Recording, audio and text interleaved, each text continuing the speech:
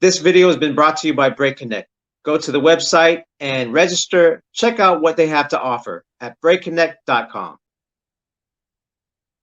Yo, what's up? This is Shadow Rock and Pro 41 of the Florida Gangs and Knuckle Neck Tribe, and you're watching The Trades, show about breaking, hip hop, and the business of. How's everyone doing in this fine Monday night? It's been a while since I did The Trades. If you are realizing what I'm doing in my social media and on YouTube, last week I did predictions for the Red Bull BC1 Midwest Cypher on the B-Boy Network. You can go to the B-Boy Network YouTube channel and check out the live, and you'll see the B-Boy Network reacts with Pro 41. And I basically went through the whole like predictions. It was actually not predictions. It was actually more like I was going through the stats of each invited competitor.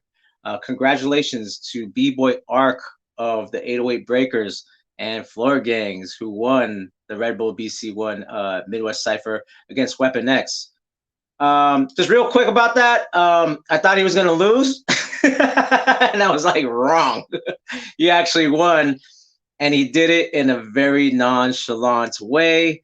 I'm going to talk about that a little bit more next week. I'm going to have another, on a Monday, we're going to do another B-Boy Network Reacts with Pro 41. And we're going to have predictions on the New York Cypher. But I'll talk a little bit about like kind of the highlights of what happened last week. But congratulations to Arc. So as you know, we have a great show tonight. But before we start the show, I got to clean house a bit.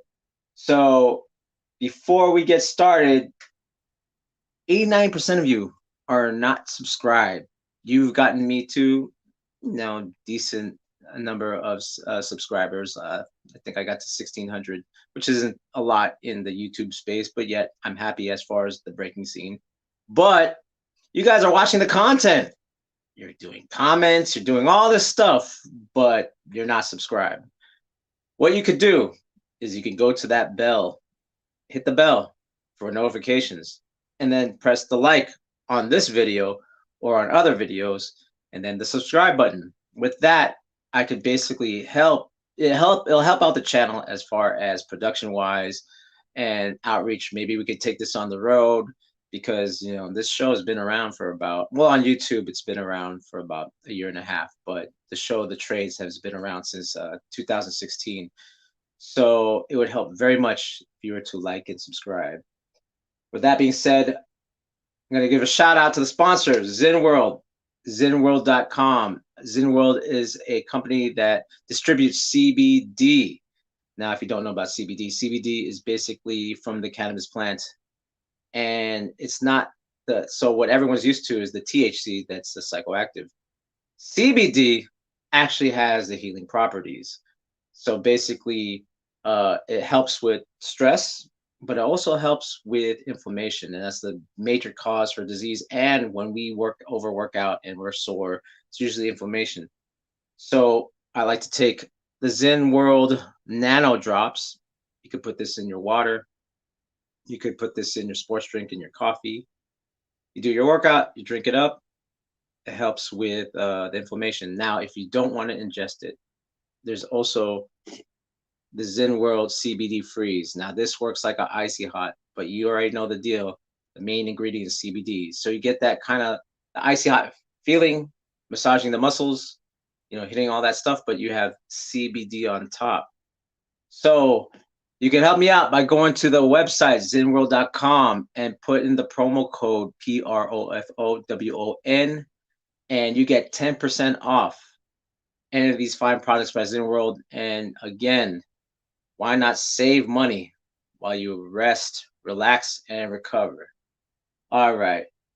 So last week we had, 2 weeks ago, we had Michael Holman, the manager of the New York City Breakers, and actually he helped bring the hip hop scene from the Bronx and Harlem into Manhattan, to the downtown scene, and basically helped bring hip hop to the world through his club in the grills, and eventually managing the New York City Breakers. And you can check that show right here on the Pro 41 channel, and that's called the Hip Hop Dark Web. I'll probably have it next month. I'll think about the guests.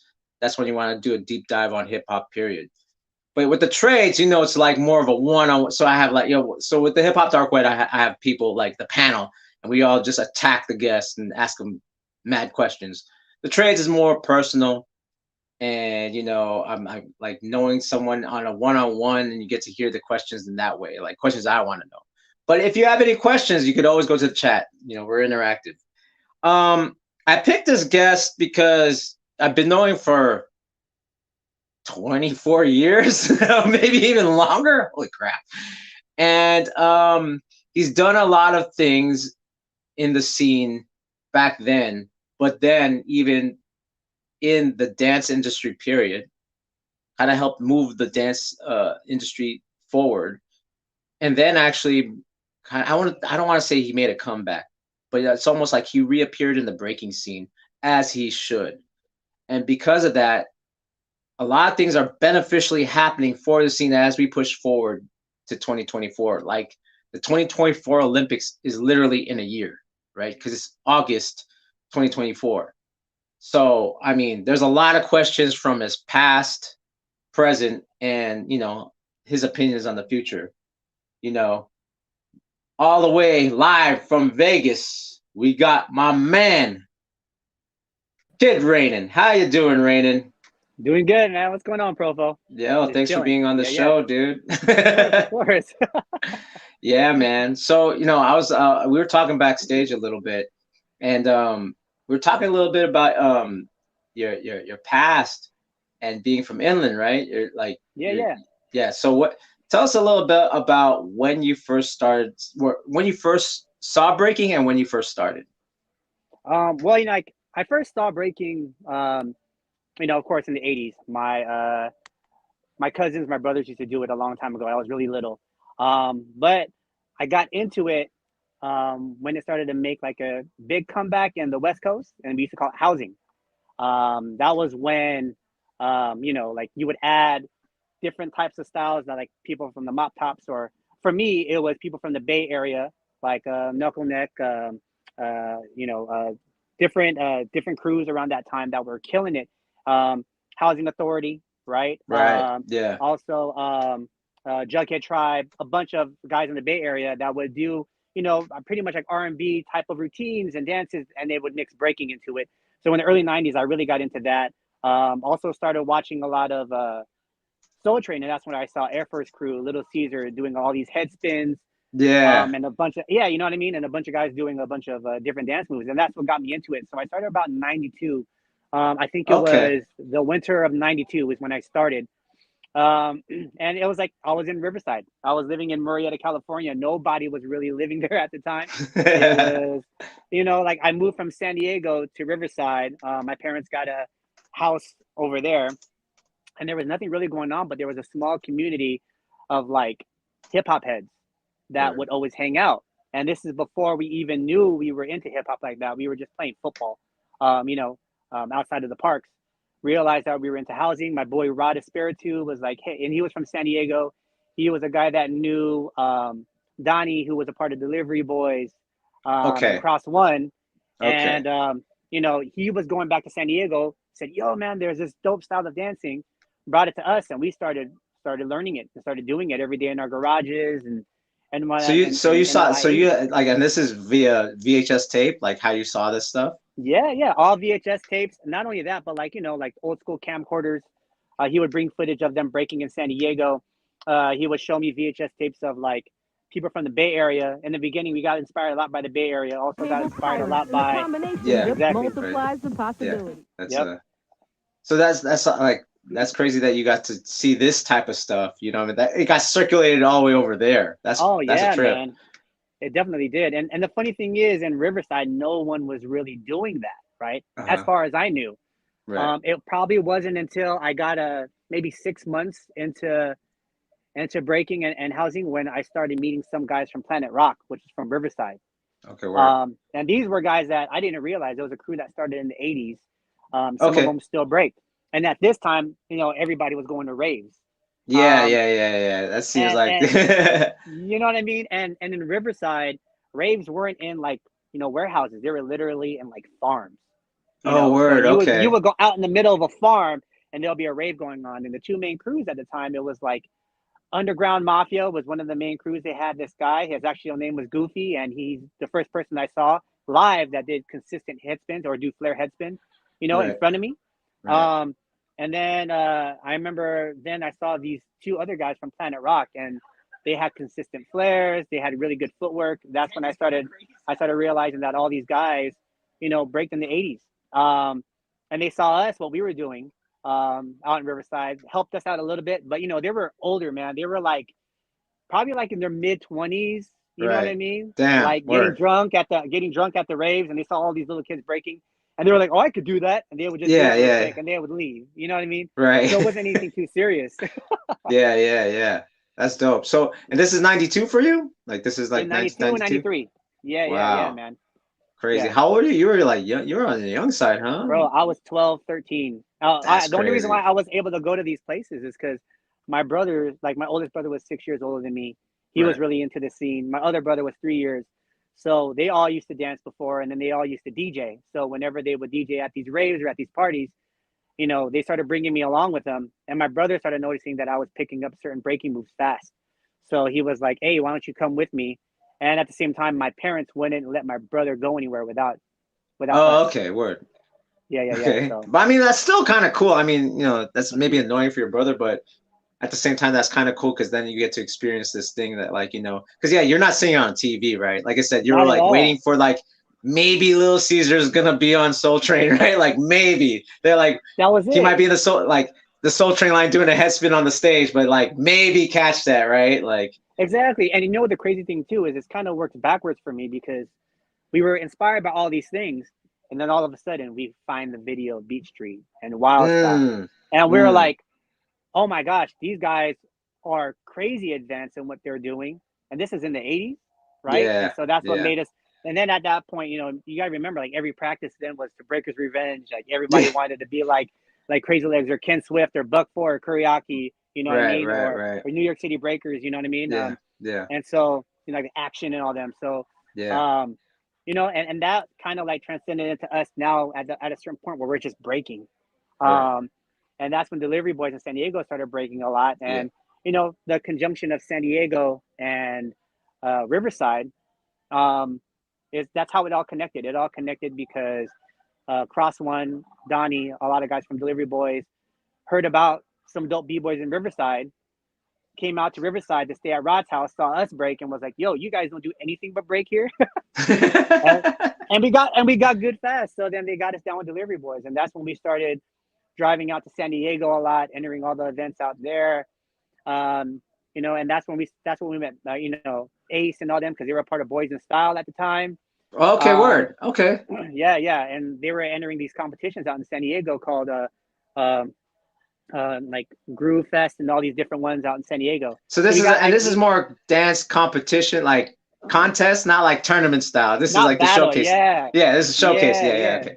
Right. Style. So we did a showcase, and they killed it in their showcase, and BIS took first that year.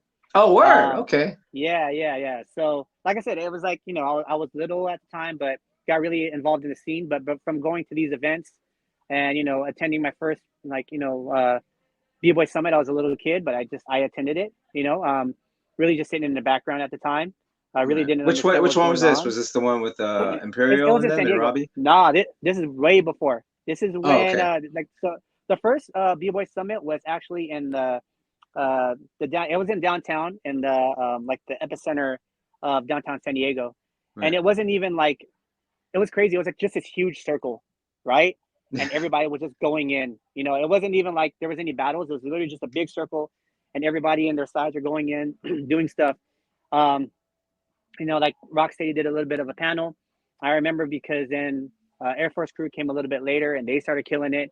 I had to go home early, but like Donnie and all them got to really connect with Caesar, and with Robbie and everybody, and that's where the connection with Delivery Boys, Air Force Crew, and Dynamic Wizards connected, because then we started practicing a lot with Robbie shortly after that, and that's when I think our breaking took it to the next level. As far Robbie was a beast, like back then. Oh my God, I talked to Caesar, and like, you know, so the story is like they came up to the Bay. as Air Force, 1992, Right. and that's the first time they were like, oh, there's actually a scene. Like, you know what I mean? Like, it was just like, because that's one thing. Like, one thing I will say, like we had a scene, but we didn't have any like top level guys at the time. Our top level guys, like Caesar, will come in and just whip us, right? We weren't used to that. Yeah. We were used to that skill level. Robbie, Willpower, and Caesar. So, but the thing is, they were surprised about the numbers. We had numbers. Like, people actually appreciate them.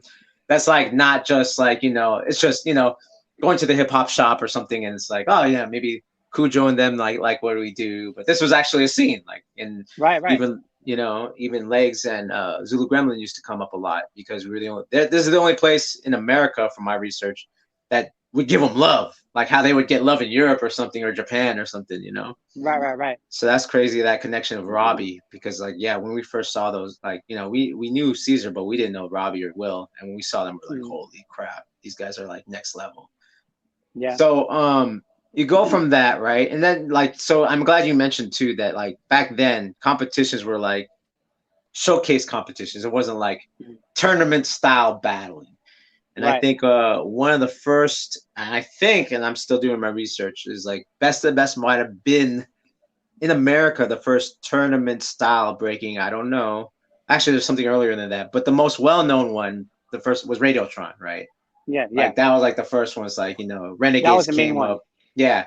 Like who else was it? What was is Freestyle and these guys, right? And that's like around 94, 95.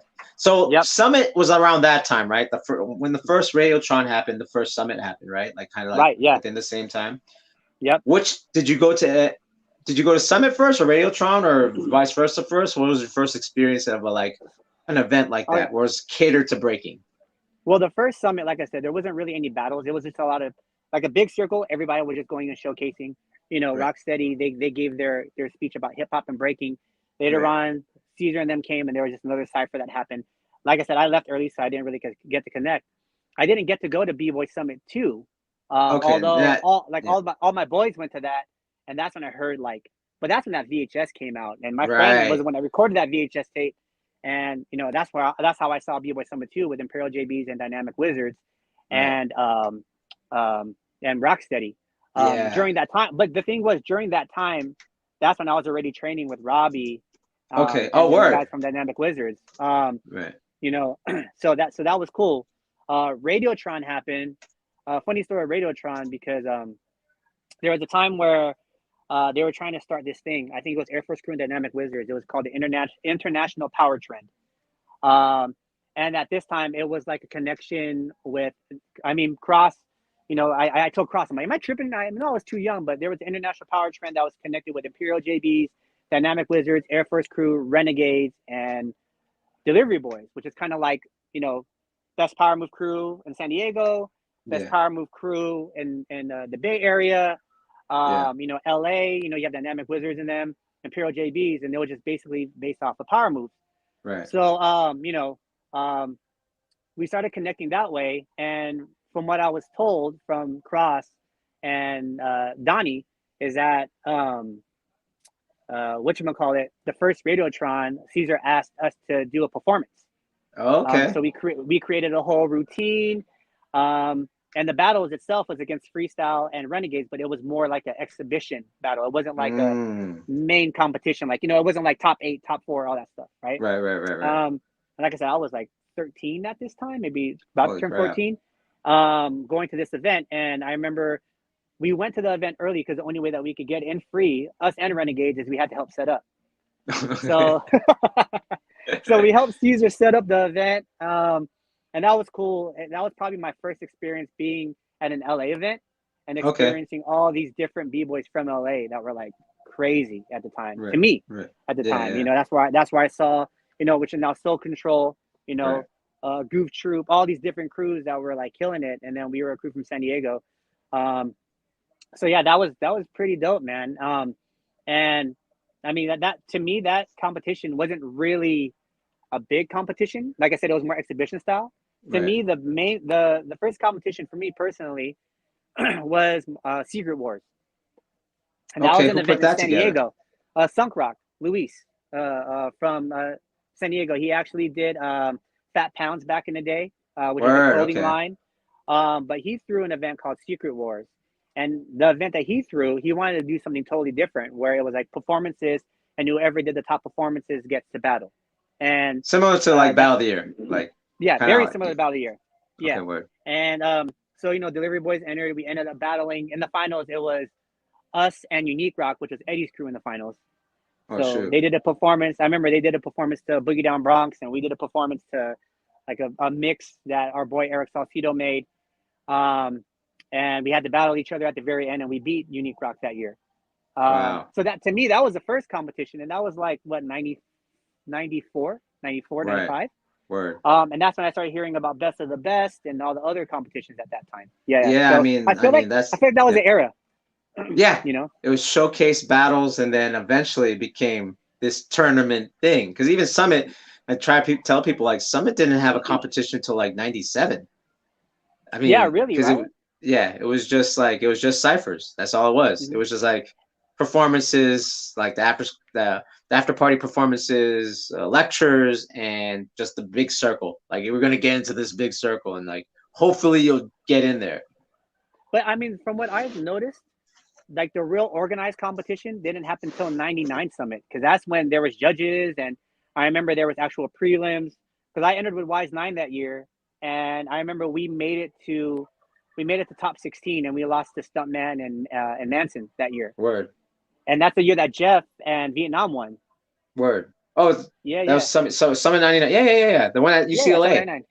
Yeah, Word. Yeah, that's right. You did enter that. I remember. I remember that too. That's when it was Wicked versus Wicked and Flo versus K. That was like that was crazy. I think that changed West Coast like scene forever. Like that's when K-Mel battled Ivan in the Cypher, and it was just like everyone remembers that shit. So so we're talking about to me '99 was like this pivotal year. Right, and I'm gonna pull up your clip right now. Oh, shoot. Yeah, so I'm gonna pull up a clip of Rainen actually at Freestyle Session '99. Oh shoot! Yep. Now it makes sense.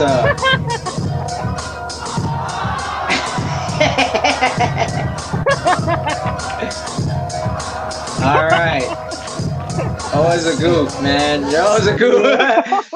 So that's the thing. So I think, '99 changed everything. Because there was Summit '99, right? Which was like, oh shit, a lot of the East Coast guys came out. You saw the Brats. You saw Miami first really coming out. Lego, Abstract.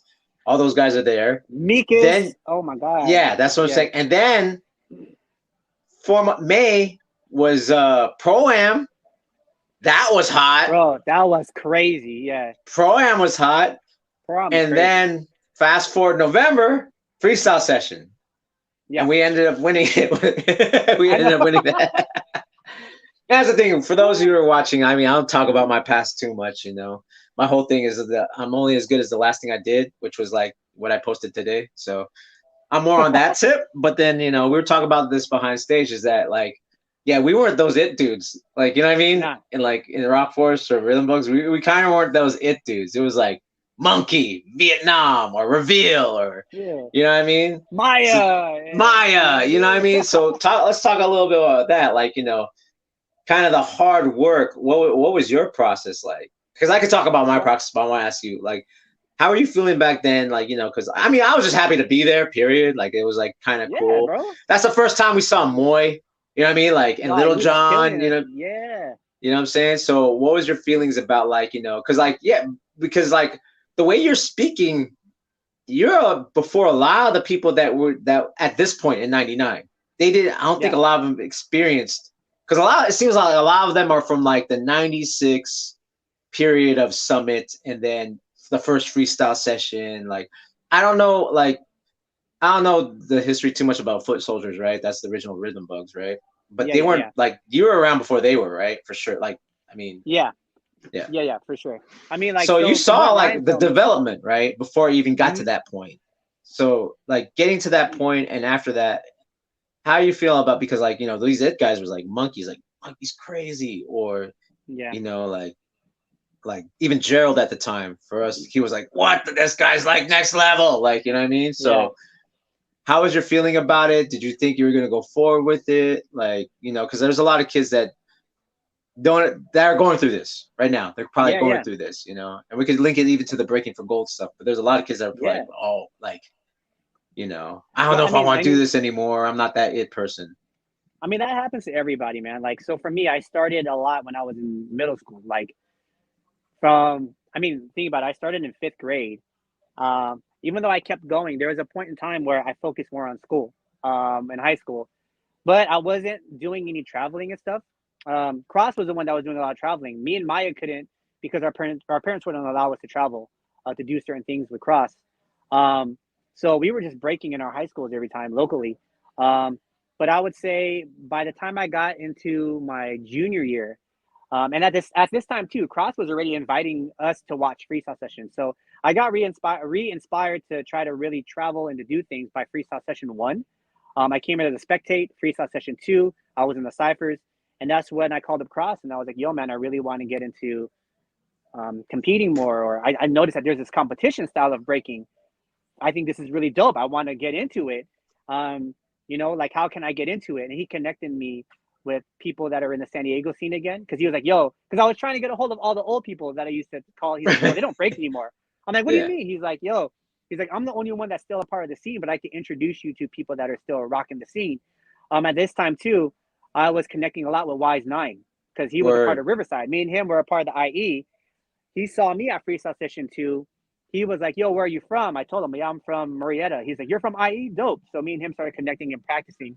That's another story where I connected with Swing Kids, which is RJ's original crew. Okay. Connecting with the IE area, in the Inland Empire area. But with San Diego, he introduced me to a lot of the guys from Foot Soldiers at the time, because those are the guys that were like always living near Cross. They all lived in Spring Valley, so Cross would know them.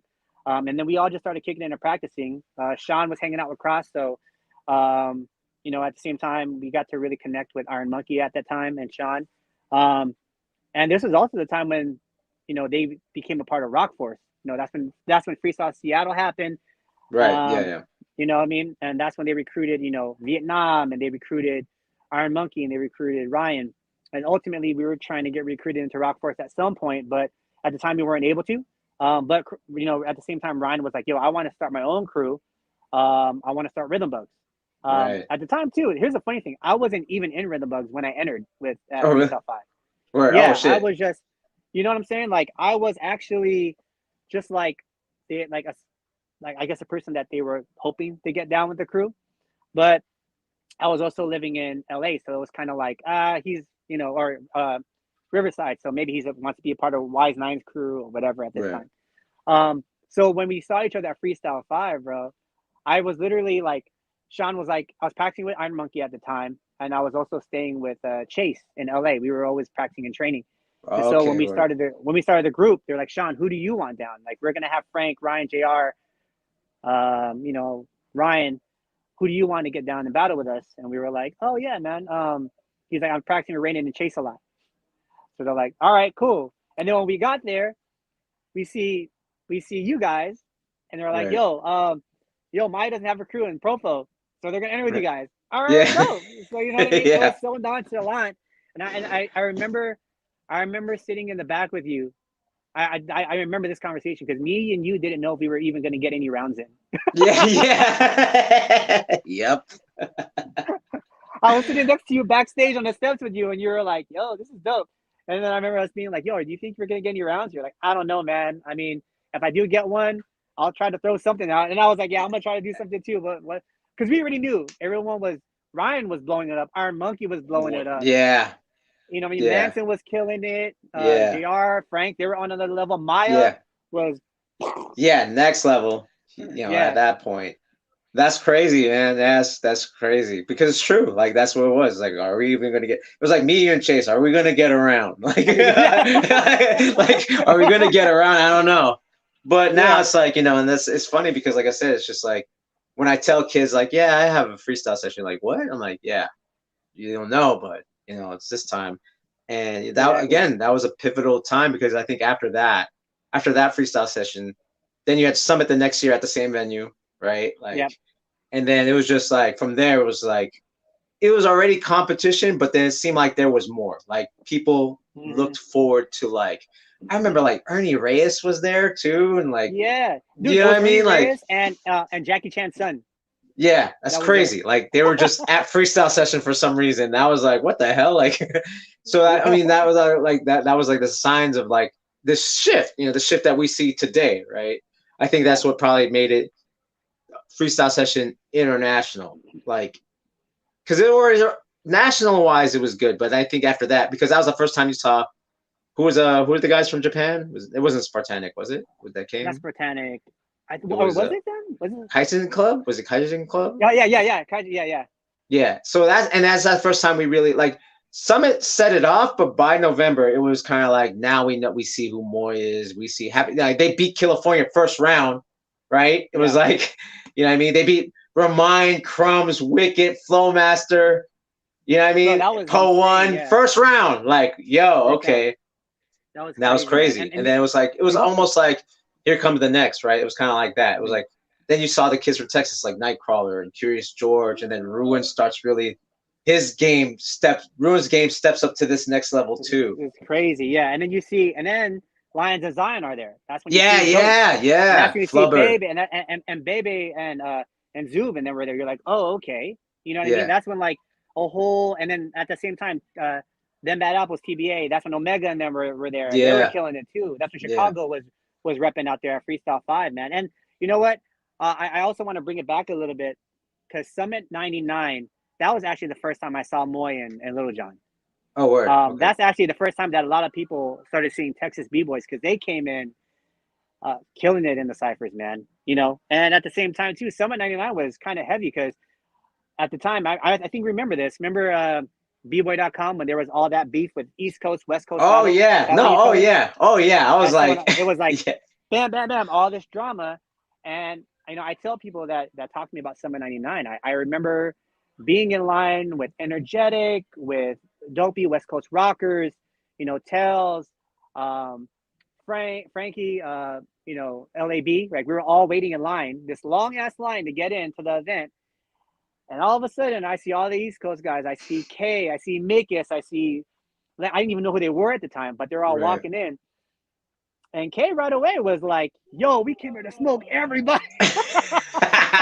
Yeah, of course. In the line. And the funny thing was, like, right when you walked in, like, the energy was everyone wanted to battle each other. I remember right as soon as I walked in, me, Cross, some guys from West Coast Rockers are battling Speedy Legs. You know, Tails One, Rebirth at the time, and a bunch of other guys. We're battling all the guys from Miami. There's other battles going on in the corner. I remember at one point, we went to another circle, and we all got smoked by Mikus and Kay.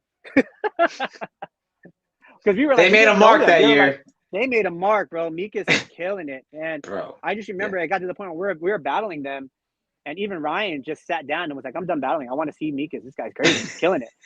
You know, he even said, he goes, I'm done battling. He's like, you know, these guys are smoking us. And I remember it was us, West Coast Rockers and all them, and they were killing it. And then shortly later, Kay goes to another circle and battles Ivan. And that was all in the first day. Everything happened in the first day. That was the most insane first day, like, of Summit 99. And like I said, like, that's when I saw Moy and Little John killing it that year. They even entered the event. I think they made it to top 4. Oh, word. I mean, it was like, there was so much going on. I didn't even dance. When I was there, I didn't even dance. I was just like, fuck this. Everyone's hella good. Like, crazy, I was like, I'm not dancing. But it changed a lot of things. All right. Yeah. So, I mean, you know, I think that's dope that, you know, for the viewers just to kind of hear stories like that because they don't know, like, this process. Because if you notice, that was like one of the biggest events. Yet we all you just talked about, I can't, like, right when you walk in the door, like, the competition was, like, kind of secondary. It wasn't first at the time. No, that was like, okay, but it was like, I mean, I think everyone looked forward to the Flowmaster versus Wicked battle, Flowmaster and Wicked and Kay. I think we were looking forward to that, but the competition was kind of secondary. It was kind of like, you know what I mean? Yeah, it wasn't the biggest thing. I think I think when it got big, because after Summit 99, when Jeff and Vietnam won, the publicity that they got after that was huge. Yes. And that's, I mean, they were on magazines. They were on all the hip hop magazines. They were on all the little videos. They were in the they were the main highlight in the B-Boy Summit video. And people at the time, like, the video is where you got your fame and notoriety. Right. And at the very end, you see Jeff in Vietnam. You're just kind of like, oh shoot! That's when you started realizing, hey, this competition thing's kind of big. Yeah. You know. Yeah. You know, like this is kind of big, and like I said, that's when Pro-Am became a huge competition event as well. Yeah. You know, that's when, like, when you find out who the winners are, you're like, dang, this guy's probably one of the best. You know. Right. Because of the video, you know, and yeah, and that's like that. I think that was the whole shift in the competition. You know, everybody at that point wanted to one up each other as far as who they brought. You know, and I remember Freestyle 3. You know, I remember Cross. He's like, that's cool with these events, but you guys aren't bringing Storm. Right. Yeah. Everybody was like, wait, you brought Storm to the U.S.? Yeah. You know? Flying tortillas. That was that was like 98. Yeah. November 98. And then at that point, and then it was a competition money that got bigger and bigger at one point. It was like, I remember competition money. You got to remember, Profo, like when we battled, we were battling for like $50 at these big competitions. Mighty Four, you get $100. You know what I mean? You know, I remember me, Sean, Wise 9, and Spidey won Mighty 4 99. Right. And we got $200, so $50. You know what I mean? But to us, we were like, yo, we got $50. You know what I mean? You know, and that's the prize money crazy. started going up and up, right? Think about it. And then I remember everyone wanted to enter Freestyle 5 because the prize money was 5 Gs. Yeah. You know? I mean, and that's that. So that year, man, was pivotal. I think it was pivotal because like, that late 90s, man, it wasn't even early 90s. It was like that late 90s to early 2000s was like early 2000s. It was done. It was basically everyone kind of threw competitions together, and that became the culture, right? It wasn't like, I think that was the last time I think there, like that and the Ultimate Circle and Pro-Am, like was the thing, like we're going to do this shit. Yeah. But that was the agenda, right? But now, like after that time, it was like, it was done. So, we talked about Queen Mary and the Boat and Freestyle Session, but I think people kind of know. I think everyone's history starts there. It's funny, like this generation, everyone's history actually starts from that Queen Mary, because that's the first time, like you saw the young guys, like you saw actually Speedy, and you saw the young Florida kids, right? Then you had then you had like with Kay and Ness and Lego, they formed the brand new old school squad. So I think everyone kind of knows that, and actually that I feel like that's the Bible to a lot of this, not even this generation, but the generation right after us was kind of like that's their Bible. That's where the Caspers came out of. That's where Smurf and them came out of, like guys like that. So I think people could do the research on that. So you guys, so you went from like, this is 2004. You guys go to Japan, right? You guys win Freestyle Session there, right, with California. You win it right there against was it against Pokemon? We battled everybody. It was a round robin event. Oh shit! Word. Okay.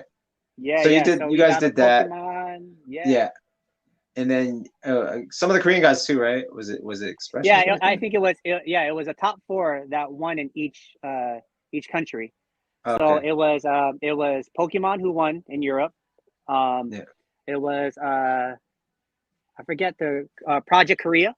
Okay. Yeah. Right, they won, and then it was, I think, Ichigeki, or not Ichigeki. No, yeah, it was Ichigeki, I think, from Japan. Oh, word. And then California. We won in the U.S. Yeah, we won in the U.S. And then the way that it was set up was a round robin, so everyone battled each other, and we didn't lose in all of our battles. Okay. Oh, I see. And then that's how you guys got that title. That was 2004. I remember that too. Yeah. So you go for that. So I'm gonna kind of tell the story of when I first saw Jabbawockeez. I first saw Jabbawockeez. I think it was like one of the battle of the years that happened. 2006. You guys performed. Yeah, USA. Right? Yeah. It's like you, Sasso, Eddie, and talk about that process, because you went from this, by that time you already won a few freestyle sessions, right? You have a few world championships under your belt. What was the process of going into more performance type style of dancing than just the competition battling?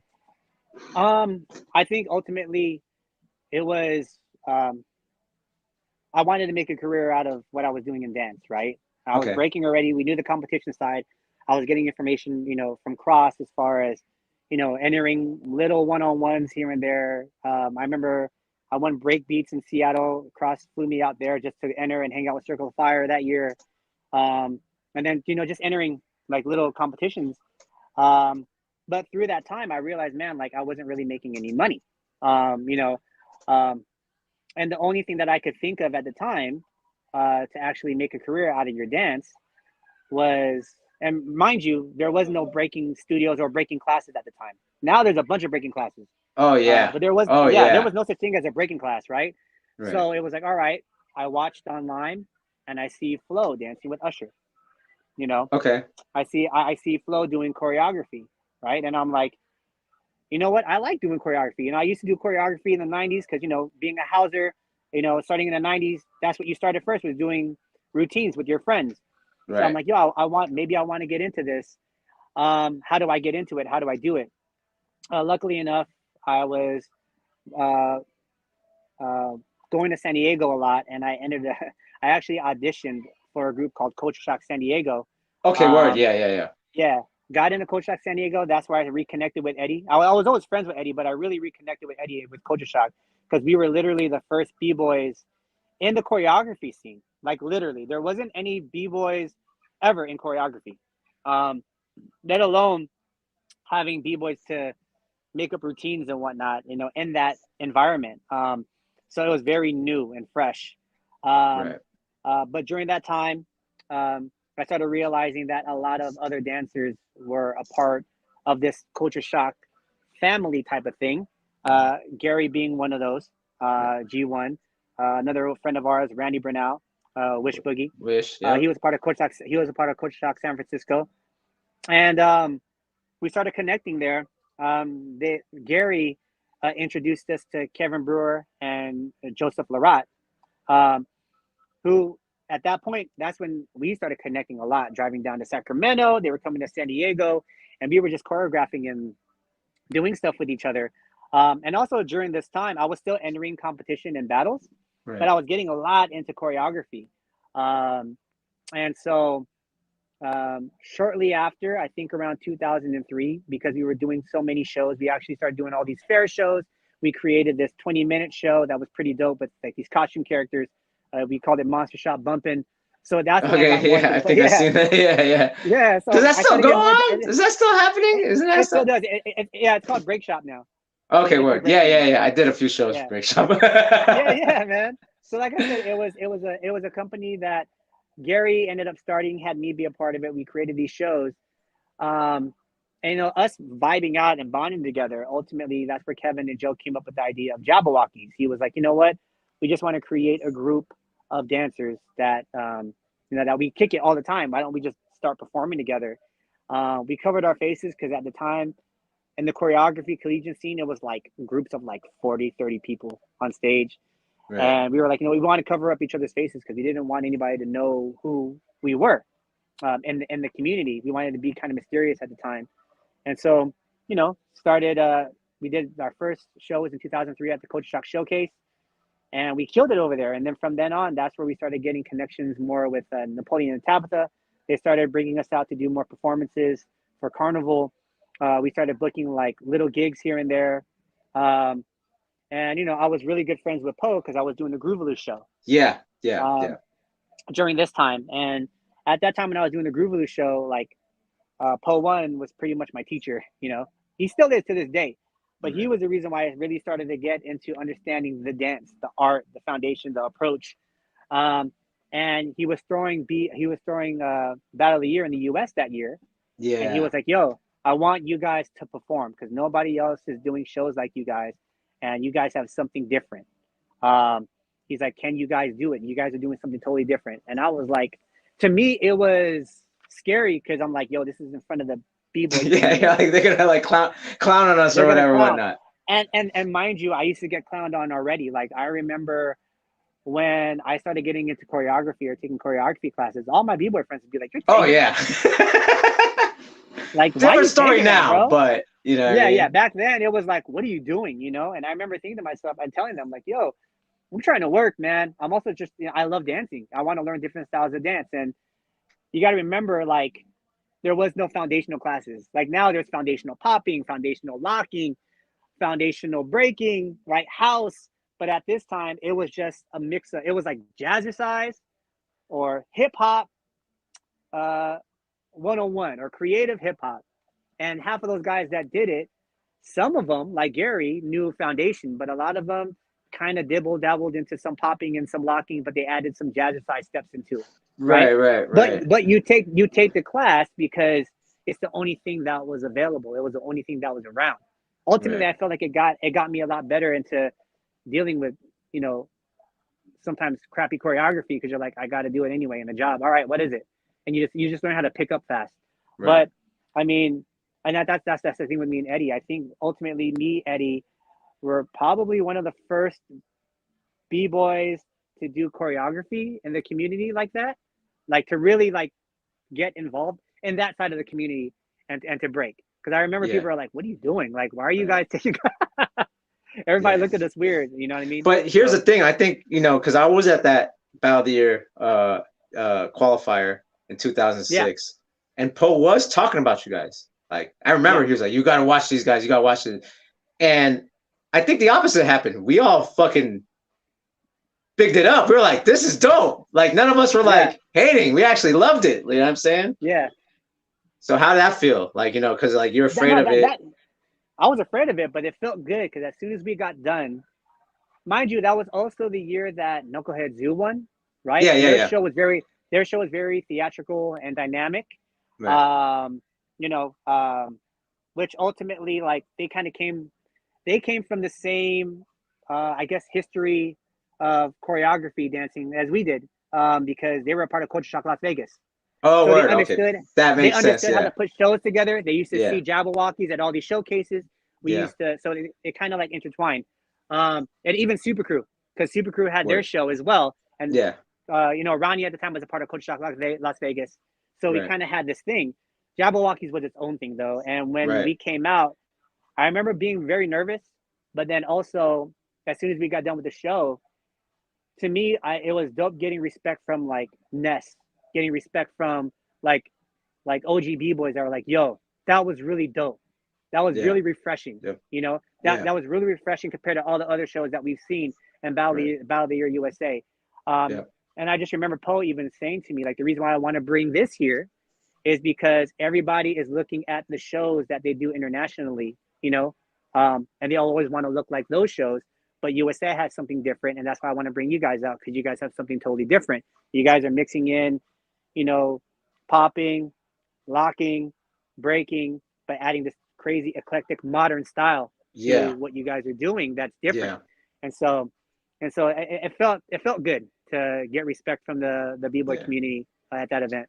Did you know that Sacha Baron Cohen was there? No, I didn't know that. He was there.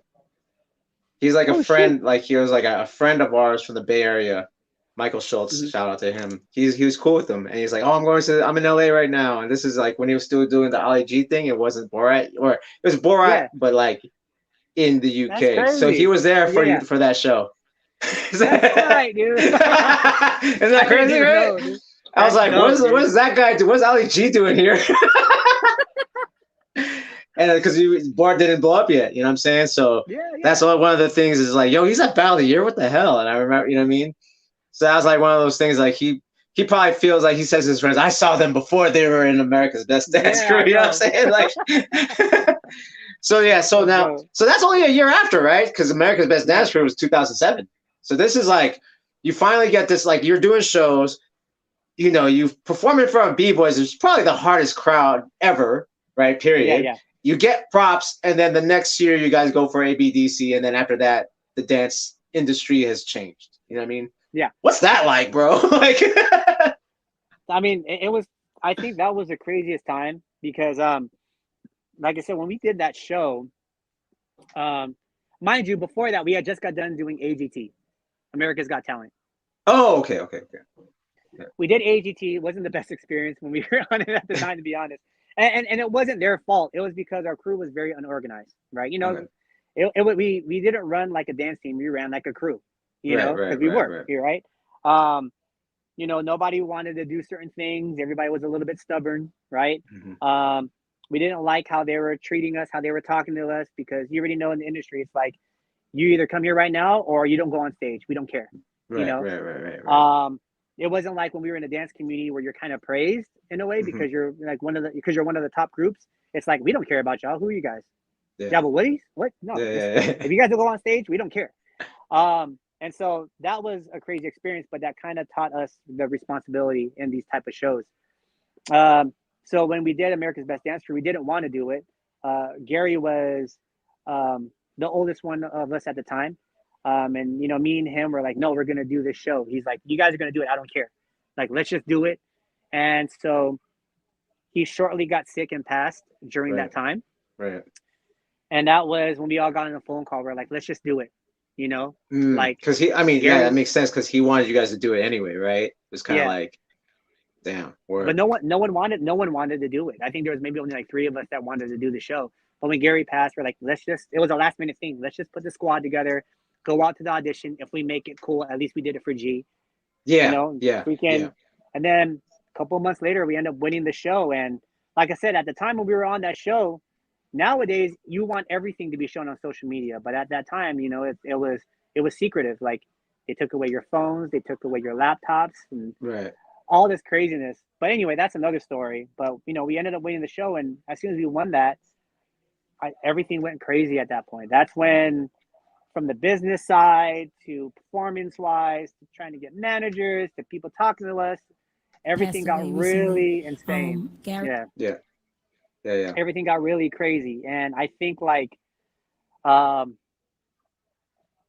mean, in a way, even though I was breaking, that's when, like, battling kind of took a halt for me. Because, like I said, shortly after that, you know, Bebe called me up, and that was when he had the Hookah Rosamos anniversary. You battled Prism. Shout out to Prism. Yeah. And so he was like, yo, I wanna bring you out. I want you to battle, but I couldn't because I was performing at the time. That's when I was getting asked to fly to different events and to judge and to enter, but I couldn't because we were doing so much with Jabbawockeez. So I would say for the longest time, from about 2007 to about 2013, you know, I wasn't really breaking in the community as much as I wanted to. Because I was more focused on trying to build this brand and trying to build I mean, you guys built a whole business. If you guys don't know, you guys are you at MGM now, or no? Yeah, we've been at MGM since 2010. We've been partners with them since then. And, you know, the show's been running great over here, and we've been able to expand, luckily, to do other shows at Universal Studios to, you know, right now we're doing a whole East Coast run and some of the MGM properties over there. We performed our shows in Macau. We performed our shows in Japan. So we've done a lot, you know. And the great thing about it is, I don't have to show my face. I know that's the thing that was so genius prior to the fact, because you guys could literally, because, you know, I mean, the first members that stuck to it and did the show in the business, you don't have to perform. You just have to show the choreography and I mean, I'm sure you cover a lot of admin stuff and, you know, stuff like that. But that was the genius of having a mask, right? Like, we do performances when we have to, or when we want to, when it's necessary. Of course, you know, just like anybody else, we have our people that we've taught and people that we've been on our lineage and whatnot. You know, we have our employees. I mean, we're pretty much, I would say this Jabbawockeez isn't necessarily a crew as much anymore. It's more of a company, you know. Because that's how we have to run ourselves in order to keep it going. But it's still like a family-oriented company, you know. It's still a small company in itself.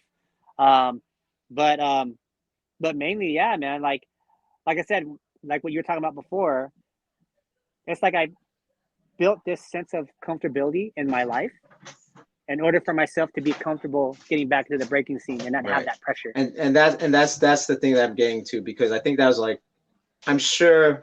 Because we didn't know, okay, and this is one thing, we didn't know we were gonna be dancing this long, right? Like, no, or battling this long. Like no, there's no way. Like, if you would tell me this 20 years ago, I'm like, yeah, right, you're gonna be 48 still working on your turtles. I was like, what? No, I won't. I'll be doing something else. So okay, so I want to give context to the audience in this podcast to be like, okay, so there was this time where you thought it was pretty much might be over. Like, I'm gonna perform, but I don't know if I'm gonna battle anymore. Like, these kids are freaking going crazy. They're crazy. The level of movement that they're doing is kind of like, just like, I don't know. You know what I'm saying? Like, I don't know. Yeah, like, yeah. you know, I'm in, how do I balance this? You just had a, you know, congratulations. You just had a, you know, baby and stuff, baby girl, right? Yeah, yeah. Thank you. Baby boy. Yes. Baby boy. You just had a baby yeah. boy. And you already had kids in the family. On top of that, right? You're managing, managing this business that's like, you know, like, how many shows is it? Like 7 days a week or what? In well, gym? yeah. I mean, during the summers, we're pretty much doing shows every single day. Like 2 shows a day, probably. 2 to 3 shows a day. Yeah, see, that's what I'm saying. Like, I mean, even though you're not dancing, it's still a business. You still have to like make sure people are on call. Like there's a swing shift just in case it's a business, right? Yeah. And I mean, and I'm sure you're like, this is cool. I have this cushion of comfortability through dance, which more than, you know, you're not check to check like how most dancers are to this day, check to check. Right. But there's this like thing like, shit, is it too late? Yeah. Then you start seeing like the 40 and up battles, right? Like then you start seeing like Eddie. Like Eddie's a perfect example of like someone that just, he was overlooked for a long time, right? Like I've been knowing for, you know, he was overlooked for a long time. All the time. Yeah.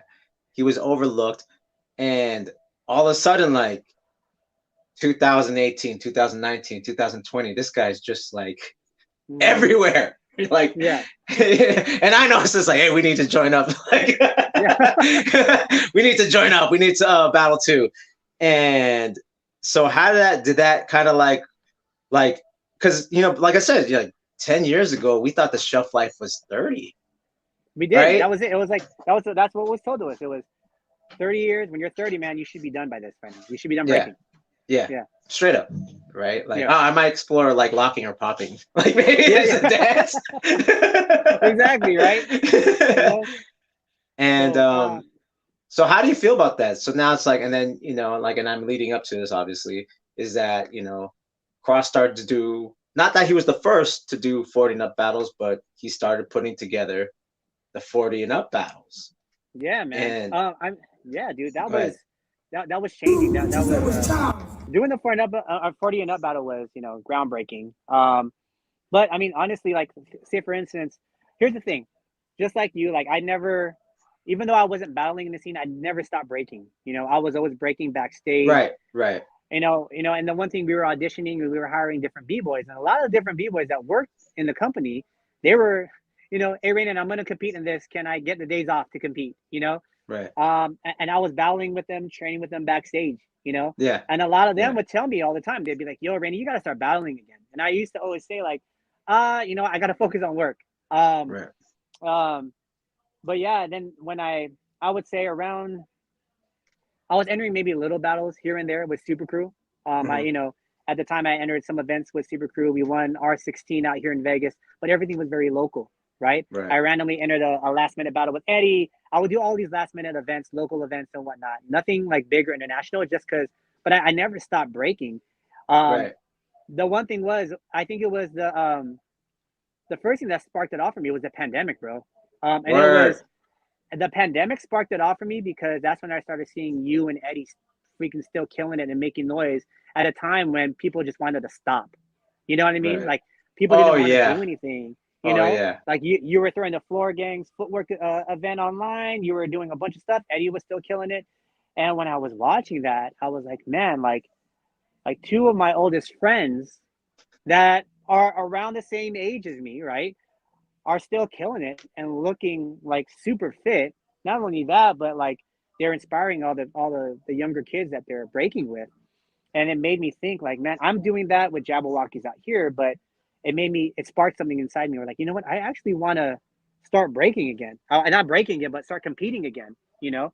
So I slowly started getting myself into competing. And, you know, it was the USA Dance event online that wanted me to, it was the pandemic events, bro. It made it easier to kind of, you know, push yourself into doing it without feeling that pressure, right? Because then I entered Honey Rockwell's event online and I lost to Natron, but it was dope because to me, I'm like, dang, I actually get to battle Natron one-on-one, you know? I entered the USA Dance one, and that was like during the pandemic, one of the first live events, because I mean we all got tested, we were all there, and I made it to the finals and battled Morris, you know. Right. Yeah. I remember And that. Yeah. yeah, and from that point on, I was like, you know what, I like entering these events, and it's not like before where I was trying to win these events in order to pay rent, in order to pay bills. Right. You know, Yeah. I'm at a point right now where it's like, you know, I have a job, and I'm able to support myself, and I'm able to enter these events without any crazy pressure. You know, like it's like we've been doing it so long that even if we don't win, Yeah. it doesn't ruin our lives. You know, Yeah. Exactly. you know, Exactly. Something so for you there's no guys to learn pressure. out there. Everyone that's younger, come on now. You know what I Yeah, mean? and I mean, the funny thing was when I lost against Morris at the USA Dance event, I remember Ronnie was like, "Yo, you could have won this. Why didn't you? You should have this fire in you." And I'm like, "No, I'm just glad I made it to the finals, dude." Like Yeah, that's all right. it I'm goes. just Like, happy to be here. no, I'm happy Because to be that's what here. I'm I'm gonna saying. go to It's the like, championship. like we're definitely trailblazing. You know what I'm saying? Like everyone that's like still here, and like, I see you post and I'm like, yo, this guy is like, he's about it. Like he's about it. Like you in your garage, you behind stage, or you at district, you're like working these movements and stuff like that. And to me, that's what I'm talking about. And obviously, now like, we're about an hour in. Yeah, Um, this leads to the whole thing that led to probably the how you got into being a coach at Breaking for Gold, right? So yeah, let's talk a little bit about that. yeah, man. Actually, that really surprised me when I got Yeah, asked to be a not part me. of it. And I'm like, yeah, that makes sense. you know, I mean, the good thing is this, right? Like, one thing that I will have to give it up to is just my family with Full Force out here in Vegas. Like, Shout out to it's Full the most Force. crazy. Yeah, man. Full Force San Diego, Full Force Vegas. It's the craziest supportive crew that I've ever been a part of. Wow. Because no matter what you do, like first place, second place, however you place, no matter where you are, it's family. And we're there to support each other no matter what. Like, think about it. I'm still amazed that we literally have daily practices from Thursday or from Tuesday till Thursday, and everybody, like majority of the people, still show up, from older guys to younger guys, and we just train each other, and we just, it's not like forced training. It's like we're just there because we all have a good time with each other and hang out. I mean, at the same time, people always call us Nice Force because we're very welcoming. Yeah, but you y'all know? are killing it right now. Like Yeah, Young dude. So Daydream and Joe and that's what I'm and saying, man. Blondie and then you have the new Kobe, guys, I El mean, Prod. Like you guys, like basically bringing Eddie in was kind of like almost like a reinvention, right? Like a oh man, full I force. loved it when Eddie got down with the crew, because it definitely brought a different light, Yeah, as far as yeah, what we do. And like I said, it's been a great support system. And um, I would say my crew gave me a newer love for this dance, as far as like, one thing that Justin, my boy Justin in the crew, shout out to him. He's coming back from a knee injury, but um, he always says, just show up, man. Who cares? Who cares if you don't feel it today? Just show up. Give yourself 20 minutes. See what happens, because you're going to improve no matter what every single day that you're trying these things. And it kind of helped yes, me to be like, you know what, it's okay. Like, I don't have to learn this move right away. I don't got to do this right away. One day may be really great. The other day I may be slow and sloppy. But hey, I showed up, and I'm there, yeah, and I'm inspiring somebody. If not, I'm definitely inspiring myself to keep going. At the age yeah, I'm in. man. You Um, got it. and and the funny thing was, when I got asked to, now going into, Yeah, because I was still breaking a lot, yeah, and getting myself back in the community. Um, I randomly called up Flo, because he was doing the coaching thing, right, and I said, "Hey, man, if you ever need my help, just give me a call." You know, right. I was like, "I'm down to help out any way I can." Uh, Shout out to Flo. He was a big reason why I'm in the coaching staff. He was like, "Hey, Rainen," like he asked Zach and Taekwon. He asked Bonita and Wicked at the time. At the time, Wicked also had to step down because Wicked got a teaching job with the university at Austin. Oh, word. Um, Okay. yeah, so he stepped down. So they asked me to be a part of it. And my main thing is, I talked to the crew. I talked to Ronnie, Eddie, Rock, everybody. Like, what do you guys think, man? And they were like, "Yo, if you're gonna do it, put your best foot forward, man. Like, really go in and try to really help out the best way you know how." And I pretty much put all the stuff that I learned from Jabba and the mentality that I learned from Full Force and brought that into the coaching staff, you know? Right. And I would say it's helped out a lot. You know, it's helped out a lot. Like, you know, at the end of the day, Flo, Bonita, and myself, we're a really strong team. And with Zach and Taekwon and Whitney and, you know, and the staff that really helps out and the committee, like it got me to realize how much of Breaking for Gold is a community platform. You know, it helped me to realize everyone's struggles that they're going through and the support that everybody needs. And, you know, a lot of people don't know this, but everything that we're doing is all volunteer work. Everybody thinks that everyone's getting a paycheck. Yeah, so that's why I want to, you know, yes, yeah. Like from Zach, Taekwon, who spend hours and hours upon hours just because their whole thing is, man, everyone else is already advanced as far as what they're doing in the Olympics, and USA was behind. And so Zach and Taekwon are like, man, it doesn't matter if we're not getting paid for this. This is for the community, right? We need to make sure breaking started in the US. How come we don't have a strong community to get into the Olympics? So right. When I got into it, the first thing they said is, Rainen, you know, this is volunteer work. Are you okay with that? Yeah. Right away, I was like, dude, I'm already doing volunteer work with my crew anyway, with the community. So yeah, why not? You know, like this would be a great opportunity to kind of see how I do as a coach in this type of platform. Right. And what I realized being on this platform, sorry, I know I'm kind of rambling a little bit. No, go for it, man. This is what it's for. What I realized in this platform is getting to know the staff and realizing how much they do for the community and for Breaking for Gold USA, you know, without, you know, like getting certain sponsors, but it's really hard to get sponsors, especially in the US for some reason. I don't know why, but it's always really hard. But at the end of the day, though, too, I started to get to know all the athletes that are part of Team USA.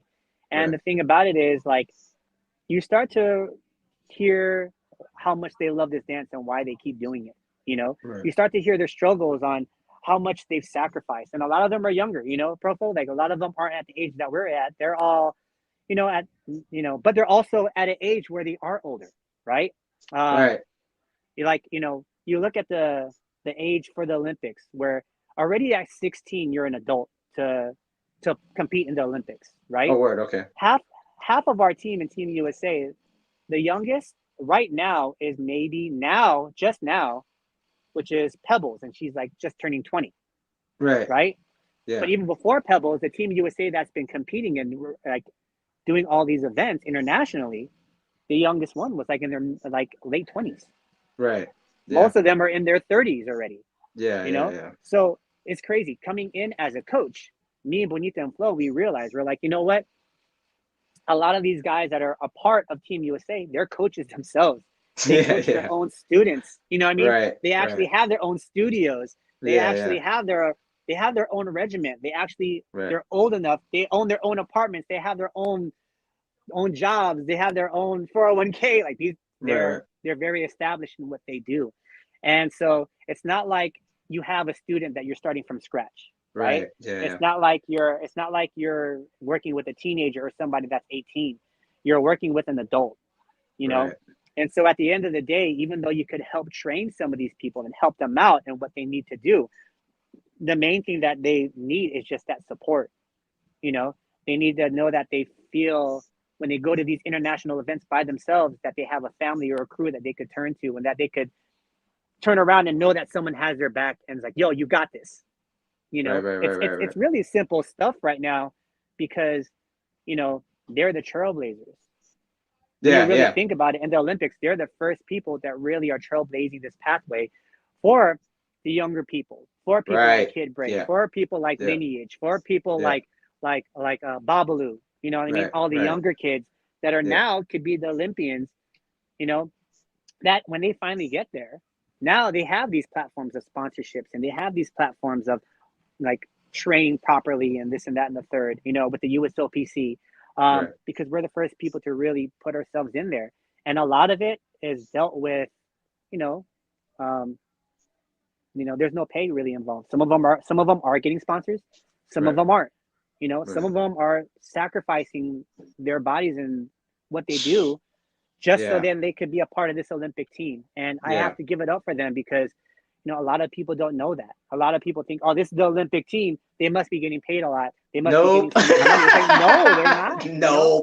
Like, not even the people that are putting the events together. You know, all of us are really doing this off of the strength because we love the community and because we love breaking, to be honest. You know, we love the hip hop community and we want to do the best that we can to support it. So, you know, I would say we've been turning heads because a lot of people now are starting to see that. And I'm hoping as this platform goes into Paris, they understand that these B-boys and these B-girls, they've done so much to get themselves to where they're at without any financial funding. And some things that you guys don't even know, like when I go to these international events, you see some of these teams and they are funded, bro. They are sponsored. They got money from the government. They come in with full-on gear. They got masseuses. They have, you know, everybody is at least getting something. Right. Right? Yes. We're funding ourselves, man. Right. You know, when we came out with all of our gear, like myself, Zach, Taekwon, we funded all of that to make sure we look like a unit as a team. Right. You know what I mean? Luckily, the USOPC, Whitney has been helping to bring some stuff in as well to help lay out to make sure everybody gets taken care of on certain avenues and certain things. It's only getting better and better as it That's as good. It goes along. Yeah. As it you should. know, which is great, as it should, which is great. But you know, like, you know, and the good thing is a lot of the people are now, you know, getting certain things that they would want from this platform. But what we've realized too is that we are a community, so we're just trying to help each other out and support each other, like, you know, that we can, even from the hopefuls, from the guys who are now still hopefuls in the platform, to the guys and girls right now that probably their pathway stopped, you know, but we still let them know you're still Team USA, you know, you're still a part of this lineage, you're still here to help out, you know, you're still a part of this community. And so, you know, like we have camps that are going to be coming up. They're going to be coming to help out with that. We got, you know, youth camps that are going to be coming up to help the youth team because we want to get ready for the Youth Olympics and want to get ready to get them ready, hopefully for 2028. 2028, yeah, hopefully for 2028. Yeah. And here's one thing too, because this is something that's come up very recently, and you know, I don't know if you've noticed this, but there's starting to be, because of the Breaking for Gold, there's this divide that's happening within the scene. I don't even want, it's a divide, but it's a great divide. Yeah. Which is like, there's now an underground, like officially there's an underground league, right? Like, they don't even know that they created their own league. But shout out to the H. Shout out to the H crew and them. And because I started to see it, I was like, you know, it's like, it's almost like, I always compare it to this, and, you know, maybe this is the first time you've heard it from me, but I always say, you know, and that's why I like this interview, because because I rarely can talk to a B-boy that's your age that remembers a time prior to competition. Because even the B-boys I know that are older started in somewhat competition. Like, when did your scene start? 94. And, you know, and then right after that was like, my first tape was Radiotron. My first tape was Freestyle Session. So they didn't do the performance showcase competitions where you're up against a bunch of girls with Daisy Dukes and doing a routine, and you might lose because like they're dancing like that. Yeah. And at the same time, we talked about just the dance industry period where you talked about you did kind of locking and popping in a jazzercise thing, and you're considered a hip hop choreographer, you know, and you know, so. That's why it is good. This interview is good about the context, because now I always said this, you know, and it was different back then. And that's why there's this divide. You know, we do always preach foundation and tradition, but the honest truth in the bigger events, it's going to be, I talked to Carl Paoli about this, it's going to be check box breaking. Yeah. It's going to be required top rock, required power, required footwork, and maybe some musicality, originality. And the most original guys probably, or girls, probably won't make it far. That's just the truth, right? That's the truth. But the way I equate it, and I've been saying this since 2016, is that it's like skating. There's Tony Hawk, who has the vert, but then there's Stevie Williams, who's street. I'm a street skater. Right. But these guys never competed. Tony Hawk has, and even Tony Hawk, quote unquote, always says, "Style. I don't care about style. I'm there for the tricks. like, I don't care. Like, I want to do something." And now we've created this thing where, you know, the other media companies, they can cover the Breaking for Goals and the Red Bull BC1s and stuff like that. I'm in my media, I'm more like, I'm Thrasher. I'm gonna cover the kids that look cool, that dress cool. They probably won't be on that stage, but my thing is too, I'm like, I'm not hating on the stage. We need each other because skaters don't necessarily do that. They're like, oh, Tony Hawk did his thing, more power for us. And I think that's, you know, and another thing that you brought up that I really like is there was a difference when you did Jabbawockeez as a crew and you did Jabbawockeez as a team. Right. Each has a purpose, and you could have both. Yeah. Maybe not in the same thing, but you could have the Jabbawockeez family and still kick it to be family, or Full Force family. We're nice and da-da-da, still kill it. But then when it comes to the team part, we got to take it serious. We got to be professional. We got to be. And I like that because there's a space for both. And I think a lot of people don't see that because we're told that that's not raw, or and then at the same time you have to have foundation. But I did everything you told me. I still haven't won. Like, exactly, man. Yeah. You know, and my whole thing is I'm big about create the space that you want to see. You know what I mean? Like you guys did. You create opportunity for people to have work that do dance. You know, like you guys are the first ones to, like, you know, because it was like a few b-boys that couldn't pick up choreography at all. They just want to do their solos. And now you have people in your show that are excellent b-boys that could do both, that could do choreography and like perform at high levels. You know what I'm saying? Yeah, for sure, man. I mean, I feel the same way. Like, I think for me, I respect both platforms on every level, man. Like, there's never a point where I'm like, oh yeah, we're the best platform because you know we train with the USOPC and we It's but the one thing is, it gives us, what I look at it is this, man. I look at it as our dance itself. You know, we need to have different avenues, you know, because our dance is creative, but our dance also has athleticism in it as well. And that's something that we can't deny. You can't deny that our dance, you have to be athletic in order for you to get really, really far, right? You have to be able to do handstands, and that takes a bit of athleticism. You got to be able to do footwork, and that takes a little bit of athleticism, right? But there's still the creative dance side of it. And so having these different avenues helps everyone to kind of pick and choose where they want to go. It doesn't really matter. You know what I mean? Like, if you want to go the Red Bull route, do that. That's a different platform than the Breaking for Goal route. You want to do the Breaking for Goal USA route? Do that, right? You want to do the Pro Breaking Tour route? Do that, right? You want to do the underground route where it's like, you know what? I'm more of my street style. I'm more focused on foundation and footwork and style, and I'm more focused on this. And then do that, because you're ultimately still going to make a name for yourself and build who you want to be. And that's the thing that I have to, that as far as younger B-boys and B-girls, it's not about, hey, what do I need to do? It's like, what do you want to do though? Yeah. Like, you know, but what is your style? What is it that you want to try to accomplish? You know? And that's the thing that I love about within my crew with Full Force, all the younger members, we ask them, what is it that you want to do though? Like, you know, like, oh, well, you did Red Bull, Ronnie. Well, you don't have to do Red Bull, but what is it that you want to do? Right. You know, well, Rainen, you're a coach for Breaking for Gold. Yeah, but you don't have to do Breaking for Gold. What platform? There's so, like, I always tell a lot of our younger guys, like, man, our community has so many different platforms that you could be a part of. And it really deals with how you want to put yourself out there, you know? You know, and think about it. I mean, not even in the competition side, but then there's also the performance side. There's a side of you that's like, you know what? Like, you know what? I really don't want to compete no more. I'm a little bit older. I want to get more in the performance end of what I do. You know? And that's the thing that, I mean, for me personally, I've been having a lot of these talks with some of the athletes as far as just understanding their platform, understanding, you know, their strengths and what they can do and where they can build, and how they can succeed. Because remember, the Olympic platform is only made for a certain age bracket, right?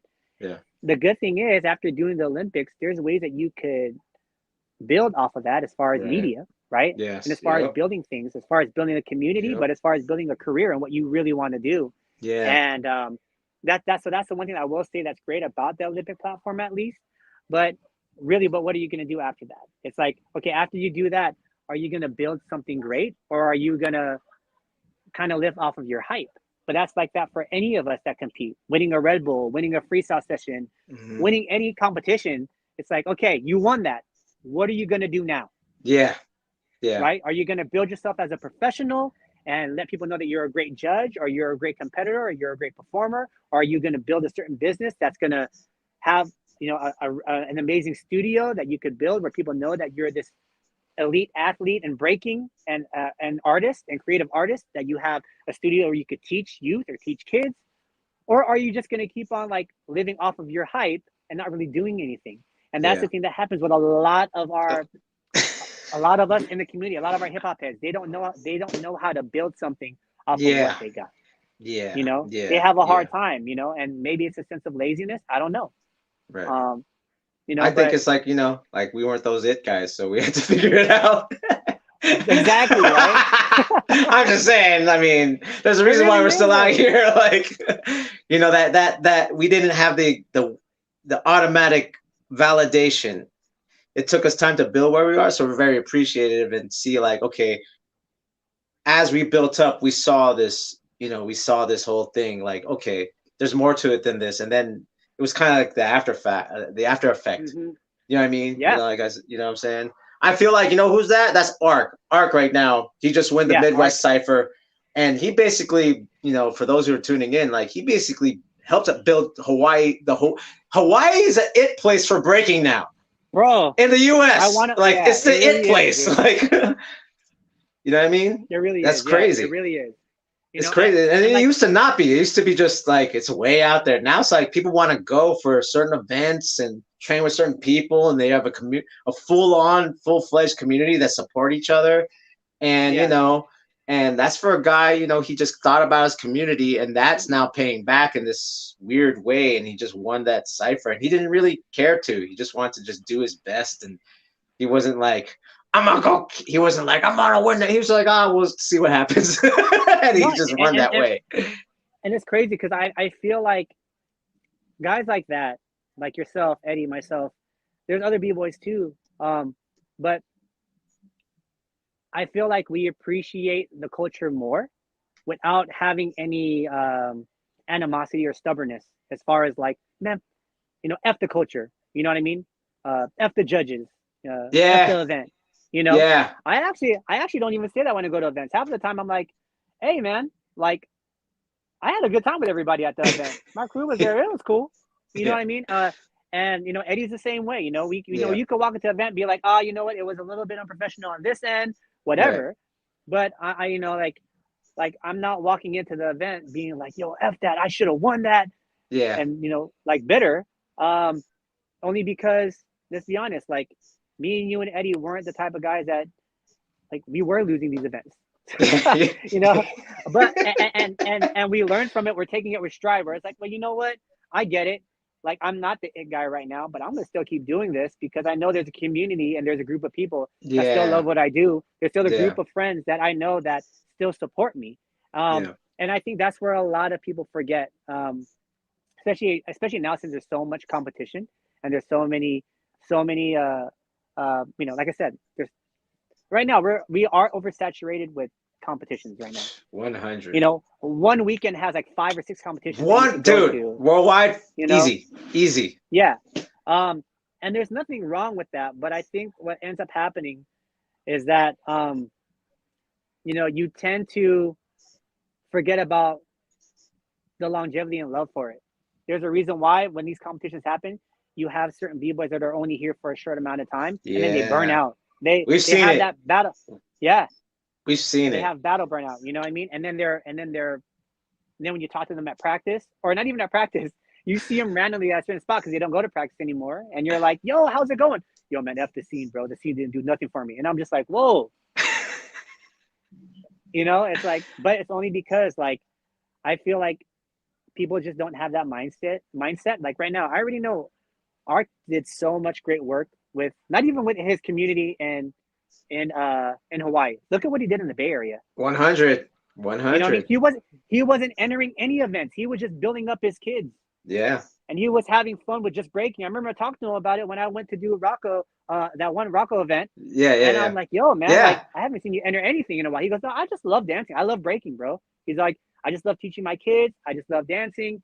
I love, practicing. He's like, if I enter an event, cool. If I win, cool. But I just love what I do. He has a great mind state as far as doing this for the longevity. And maybe it's because he learned that from you. You know what I mean? I hope. I hope so too.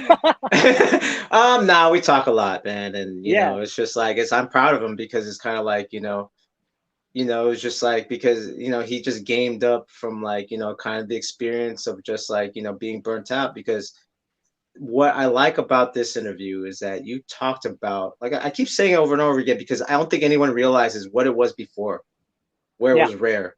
What was it like, when your rep was just that you did it and maybe you battled the crew, but then just the fact that you could headspin more than 10 times, shit, dope. You're a king. Like, that's it. It's like, it's just solidified, right? It wasn't no such thing as the judges, the DJ and the promoters and this and that. I mean, when you're talking, it's crazy because we did experience the development of the scene. So, when you don't live on that, because what did I get? Versus like I'm a participant and happy to be here. And that's like, I keep telling you, like, why do you keep breaking? Because I don't got turtles yet. And then the next thing will be, well, I don't got windmill flare yet. Like, and it'll keep going until my body doesn't do it. It's back to like the pure, like little kid in me. Like, wouldn't it be cool if I had this move or this combo? Like, wouldn't that be cool? Like, and I'm amazed. I trip out. Like, I just turned 48. I'm like, how am I still doing this? And I'm having fun with it, you know what I mean? Yeah. And we were even talking backstage, like, I might not do a certain competition this year. I don't know yet, but it's just like, because like, I don't feel like I have to. I feel like I just want to build, and I'm still doing, no matter what, I'm still going to be like practicing. Like, I'm still going to, it takes longer to warm up. It takes, it's like, there's all these, I work out more than that, but when I do it, I'm in it. And I'm happy as I'm in it. You know what I mean? So it's dope to like. I also want to give love to Pole One also. Yeah. And the reason why, I mean, he's a big inspiration for me and Eddie. He's a big inspiration for me as far as longevity, right? Because, I mean, you really think about it this way. Me and Eddie were talking about it one time, and we were saying like, you have someone like Pole One, right? Like, I remember talking to him. He's like, "Yo, my wins under my belt." He's like, I could count them with one hand. Yeah. Yeah.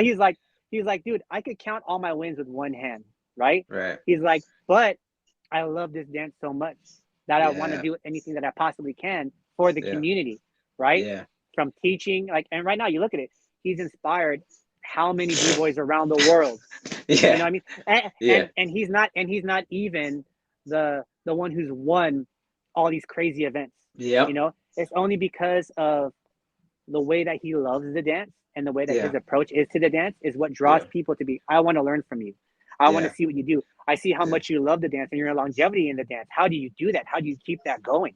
Right? How do you keep something, a dance like this, keep going for how many years? He's in his 50s right now and he's still killing it. You know what I mean? 100. He's still making his way and he's still teaching out there. He's still going out there, I mean, like, he's another person that I look up to only because he's the one person that makes me understand the dance in that way, where I know that I don't have to enter these crazy events in order to keep me going within this dance. Right. But it's the people that I'm around and the people that see me, they see how much I love it, how much love I have for it, that they're like, yo, that's super dope, Yep. And it's the same thing that goes for you. It's the same thing that goes for Eddie and for all of us who still keep it going, within the longevity. I'll even bring up another thing. Jabbawockeez performed at Battle of the Year back in 2000 and I think 15 to 16. And everybody stayed at the hotels, from competitors to judges, you name it. We all stayed at the hotel. I see Poe. I'm like, Poe, where are you staying at? He's like, I'm staying at the rec center. Right? And I'm like, why are you staying at the rec center? He's like, I'm staying at the rec center with all the competitors. And I'm like, dude, you got a hotel here. He goes, I know, but I want to stay within the community. He's like, the community is there. I'm going to stay with them at the rec center so I could vibe out with them. And so that I could, some of them want to learn stuff from me. So I want to help them out. And I'm like, yo, that's really in my head. I remember some people were like, that's crazy, bro. You got a hotel, dude. Like, but to me, I'm like, nah, that's how much you love the community. Like, you're like, yo, some of the B-boys here at the rec center that are staying at the rec center want to learn some stuff from me. Yeah, I'm going to stay over here. It was late. I didn't want to leave. So I just slept. Damn. You know what I mean? Crazy. And like, he's one of those guys that I really look up to when it comes to being someone that really understands the community in that way, Right. Not even just as a judge, but just as a person that really tries to give back, and you see look at it, bro. Anyone who follows him, you see him at practice still doing all the stuff that he did when he was, back in like the 90s, yeah, right. So and crazy, it's even for him, like, he's a little bit like us, like in style elements. He wasn't like at the time of Remind, Crumbs, like, those were the dudes. He was just Super like Dave, Super Dave, he like Super Dave doing all the crazy power combos and stuff.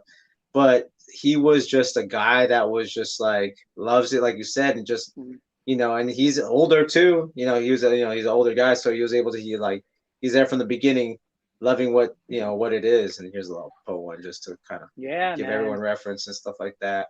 So if anybody on the show if you ever see a Po one workshop, take it. Even if you're an advanced student, you're gonna learn something, man. 100. You know what I'm saying? That's the one thing about Po, and that's like shout out to Po one, man. Yeah, man. It's like he's even judging in in Slovenia right now, right? Slovakia, I think he's at Outbreak. Yeah. So he's even schooling me now to this day, bro. Like me and him, we DM each other. He was like, "Yo, Rainen, I got a drill for you," right? And he was like, "What I'm literally gonna do after this interview." He's like, He's like, "Yo, bring some old school stuff back. I wanted you to film it. I want to see how it looks." He's like, 2-step to Halo, the 2-step to Halo, and the 2-step to shit, windmill, 2-step to windmill. Baby swipe to windmill. Like, he's like, and then baby swipe to headspin, the baby swipe to headspin. He's like, try it out, see how it feels, Like a guy who has taught me since I was like 18 is still teaching me now, and I'm 42. Right, that's crazy. About to turn 43, Yeah, exactly. Shout out to Po one. He really supports me too, as far as like doing all this, the knowledge seeking and like all the like digging, researching and breaking and all in hip hop. He's the first one I hit up too. Like, yo, check this out, hell yeah, blah blah blah blah. You know what I mean? So he's a big support. Yo, man. So it's about let's go to the chat before we wrap it up. Joshua says, keep the great journalism profile. These interviews are real gems. Thank you, sir. Dope. Imani says, seeing the Jabbawockeez on ABDC was what made me start dancing when I was a kid. Holy crap, see? That's crazy. I know, right? Thanks, man. And then Dam says, a bunch of emojis. Devil, monster, bless, fire.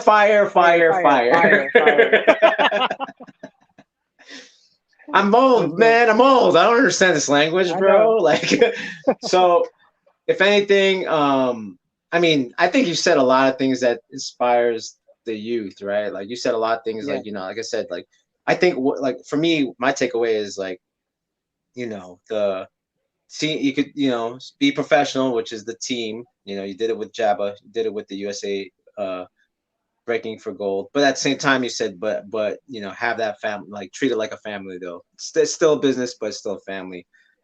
Is there anything else you could say to the audience out there that you want them to hear, that to kind of like, I don't know, any advice or last words you want to say? You know what, honestly, just for any dancer out there, like, first off, for all the younger generation, man, I'll say this, man, just be open to everything that you can learn. When it comes to, I know there's a lot of the younger generation that they want to rush. Kind of like, when I started, I want to learn the power moves first. I backtracked into learning foundation to really understand the approach in the dance, Right. And it's okay. I'll say this, man, it's okay where you start. There's nothing wrong if you started with learning air flares. There's nothing wrong if you started learning with head spins, or even if you started learning with footwork, but learn everything, try to learn everything and be open to it. If you're a footwork head, try to learn some power, add it to your arsenal. If you're a power head, learn some footwork, learn some tops, You know, all in all, it's just going to help you. This dance is based off of music. So, you know, at the end of the day, listen to the music. You know, I'll say this even as dancers. We are musicians. You know, our body is an instrument. And so study music. Any musician learns how to study music. You know, they learn from, you know, classical music to jazz music. If you're a guitarist, if you're a drummer, just like us, we're musicians too. So study your music, you know, study music that you want to listen to. There's nothing wrong with knowing the ins and outs of songs. That's what every musician knows how to do. And that's why you end up becoming great at what you do, is because, you know, your body is an instrument.